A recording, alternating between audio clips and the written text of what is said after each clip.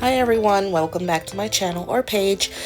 So this Friday I decided to go to Red Lobster to try their new seafood boil and their 3 flights that they had for promotion. Red Lobster is not somewhere that I frequent very often. It's not one of my go-tos, so this, I haven't been there in 6 years, so I was actually looking forward to coming back and seeing if it's, worth every now and again. Unfortunately, I went to the location in Yonkers, New York. I got there about 7. There was a line just to put your name down for reservations, which was about 15 minutes. We got clocked in about 7:16, and they told us it was a 40-minute wait. After an hour and a half, we still was not seated. We spoke to the servers, we spoke to the manager, and then still had to wait another 30 minutes. So I had a 2-hour wait just to be seated.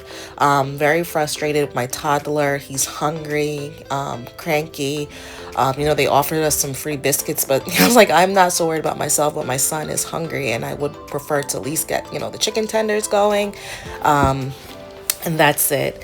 After maybe 2 hours and 30 minutes, the food came out. I had the seafood broil. My husband had the pasta. My son had the chicken tenders. With the seafood broil, it was good. But it's not as much as you would expect from a traditional seafood boil place, especially for $50 a bag. I had 2 lobster tails, which were good, but the crab legs, it was one claw, but it wasn't a lot of meat.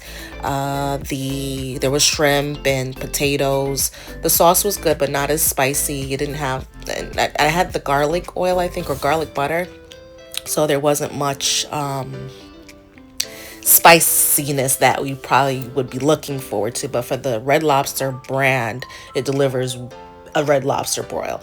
I don't think $50 is worth it. I think if they decide to do maybe a lobster tail or 2 or a crab leg and charge $25, it could be or can be justified.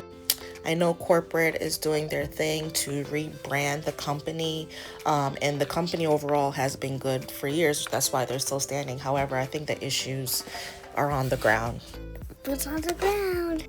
The flight drinks were good because I didn't eat lunch and I was looking forward to dinner. I skipped lunch, and when the drinks came, I could not start right away because I didn't want to put alcohol in an empty stomach.